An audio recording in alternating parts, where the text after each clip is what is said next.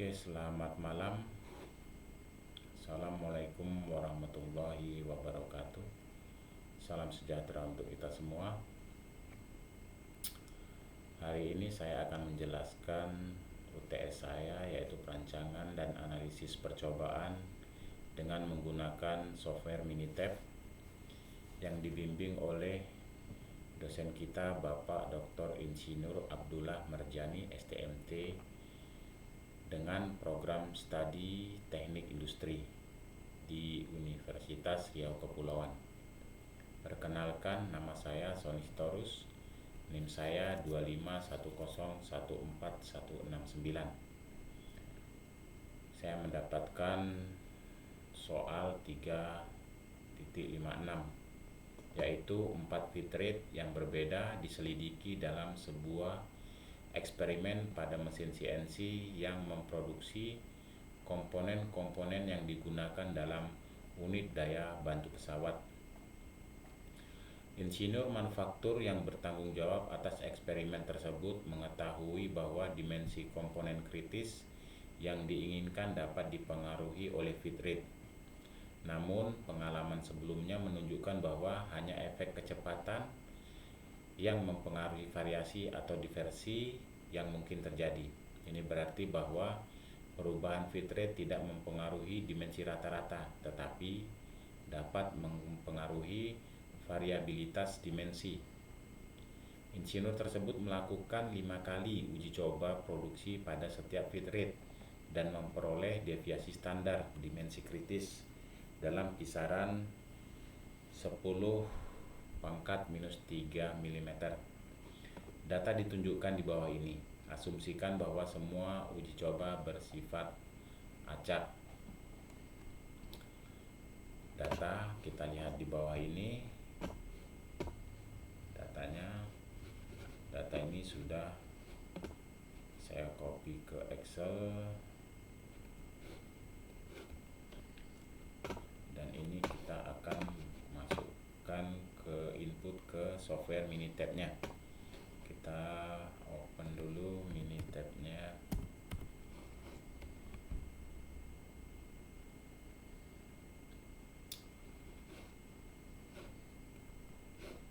Oke, kemudian kita pilih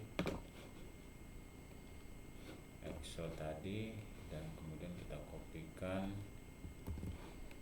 yang sudah kita buat. Lalu kita masukkan ke worksheet Minitab-nya. Selanjutnya kita pilih menu Start, ANOVA, One Way, dan untuk respon datanya kita pilih respon data One Column, dan untuk responsnya kita pilih Production Run. Kemudian untuk faktornya kita pilih feed rate. Selanjutnya untuk comparisonnya kita klik Fisher dan resultnya 2K test. Selanjutnya untuk graph-nya kita pilih dia yang 4-in-1, semua jadi satu.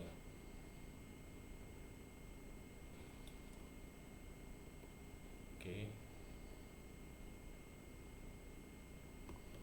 Selanjutnya untuk resultnya kita pilih yang expanded, dan storage-nya kita klik fit dan residual. Kita klik OK. Ini selanjutnya kita akan melihat hasil dari data percobaan tersebut,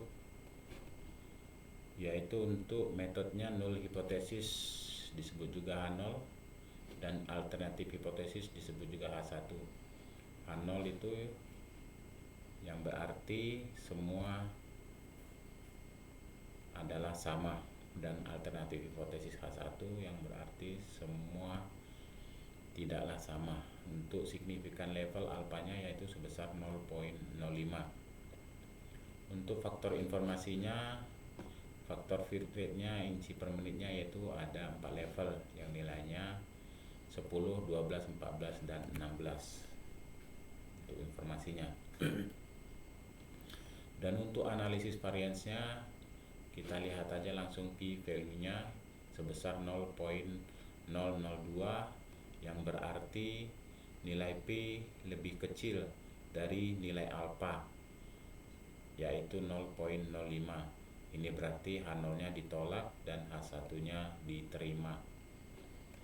Kemudian untuk model sumarinya, nilai dari RSQ-nya sebesar 58,49% menunjukkan bahwa sekitar setengah dalam variasi deviasi standarnya dapat dijelaskan oleh perubahan feed rate, dan untuk RSQ-nya sebesar 50,71% menegaskan model cukup baik, dan untuk PRES sebesar 0,0288 yaitu menunjukkan kesalahannya ini tergolong kecil, dan untuk RSQ rate-nya sebesar 35,14% yang berarti tidak terlalu tinggi. Model ini sudah memadai untuk menjelaskan hubungan antara feed rate dan variabilitas dimensi. Kemudian untuk means-nya, nilai dari 10 hingga 14 nilai min-nya hampir sama, yaitu 0,09, 0,09, 0,07.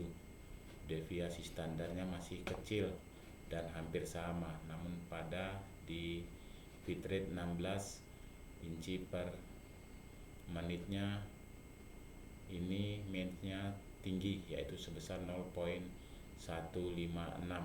Ini menunjukkan bahwa feed rate tinggi menyebabkan peningkatan variabilitas dimensi. Selanjutnya untuk Fisher-Pairwise-nya, yaitu grouping information Fisher LSD-nya, yaitu feed rate 16 inci per menitnya masuk di grup A, dan berbeda signifikan dengan grup B.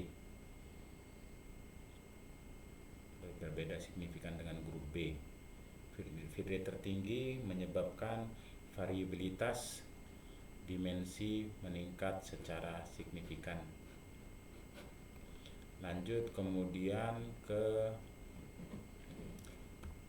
Fisher individual, yaitu Fisher individual 16 inci per menitnya yang berbeda signifikan dari tingkat lainnya. Artinya feed rate tinggi meningkatkan variabilitas hasil produksi secara nyata. Selanjutnya kita lihat untuk residual plot for production run-nya. Untuk normal probability plot, yaitu garis diagonal menunjukkan distribusi normal ideal. Titik-titik data menyebar dekat dengan garis horizontal. Artinya residual berdistribusi normal. Kemudian untuk grafik residual versus feed, ini menunjukkan hubungan antara residual nilai hasil prediksi. Pada pola titik terlihat acak, tidak membentuk pola tertentu. Tidak ada tren naik turun atau bentuk lengkung. Artinya variansi residual seragam atau homogen di semua nilai feed rate. Asumsi homogenitas variasi terpenuhi. Oke, kemudian untuk histogramnya, bentuk histogram terlihat simetris di sekitar 0, tidak ke kiri ataupun tidak ke kanan. Dan untuk residual versus ordernya, grafik ini menunjukkan urutan pengambilan data waktu dari run. Titik-titik naik turun tangga tanpa pola tertentu artinya tidak ada tren waktu dan sistematis. Oke, sekian dulu dari penjelasan untuk soal 3.56. Kemudian kita lanjut ke soal 4.28, yaitu seorang insinyur industri sedang menyelidiki pengaruh 4 metode perakitan, yaitu A, B, C, dan D terhadap waktu perakitan untuk komponen televisi berwarna. Lebih lanjut, insinyur tersebut mengetahui bahwa setiap metode perakitan menghasilkan kelelahan sedemikian rupa sehingga waktu yang dibutuhkan untuk perakitan terakhir mungkin lebih lama daripada waktu yang dibutuhkan untuk perakitan pertama. Terlepas dari metodenya, artinya tren berkembang dalam waktu perakitan yang dibutuhkan. Untuk memperhitungkan sumber variabilitas ini, insinyur tersebut menggunakan rancangan kuadrat Latin berikut: analisa data dan percobaan ini. Alpha sama dengan 0,05 dan buat kesimpulan yang sesuai. Oke, selanjutnya kita akan membuat percobaannya di menit.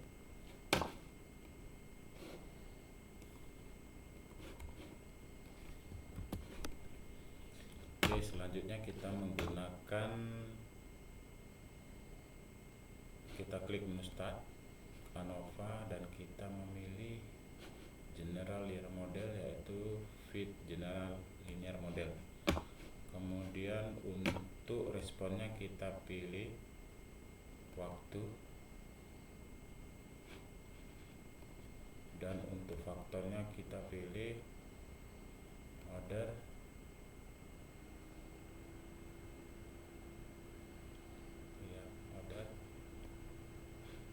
operator, dan metode.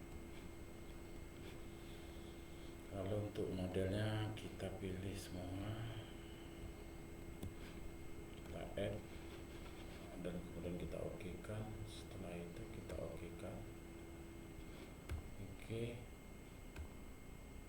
Selanjutnya untuk metodenya, yaitu faktor codingnya -1, 0, +1. Oke, selanjutnya untuk faktor informasinya, pada bagian faktor informasi ini, yaitu untuk faktor ordernya, operator, metodenya semuanya ada 4 level, yaitu untuk order 1, 2, 3, 4, operator 1, 2, 3, 4, dan metode.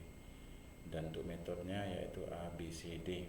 Dan untuk analisis variasinya, yaitu berdasarkan tabel ini terlihat bahwa faktor, metode, dan operator memiliki P value masing-masing, yaitu yang untuk metodenya 0,004, operatornya 0,010, dan ordernya 0,89, yang berarti 0,04 dan 0,010 keduanya berpengaruh signifikan terhadap waktu perakitan. Sedangkan untuk ordernya yaitu value sebesar 0,089 sehingga tidak berpengaruh secara signifikan. Ini menunjukkan bahwa perbedaan metode dan kemampuan operator merupakan faktor utama yang mempengaruhi kecepatan perakitan, sementara urutan pengerjaan tidak terlalu berpengaruh. Oke, untuk model semarinya, S sebesar 1,32, RSQ sebesar 93,14%, menunjukkan bahwa model dapat menjelaskan sekitar 93% variasi waktu perakitan. sedangkan RSQ 82,24 ini menunjukkan bahwa kesalahannya sangat kecil, sehingga untuk RSQ rate-nya sebesar 51,21%-nya, yaitu menandakan kemampuan prediksi terhadap data baru masih moderat. Kemudian untuk koefisiennya, tabel ini menunjukkan arah dan besarnya pengaruh setiap level faktor terhadap waktu perakitan. Nilai dari 10,25 berarti waktu dasar perakitan rata-rata sekitar 10 menit. Dan untuk faktor operator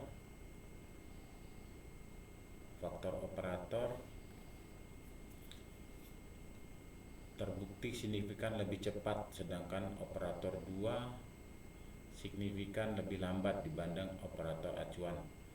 Untuk faktor metode A memberikan waktu perakitan yang lebih jauh cepat, sedangkan metode C justru paling lambat.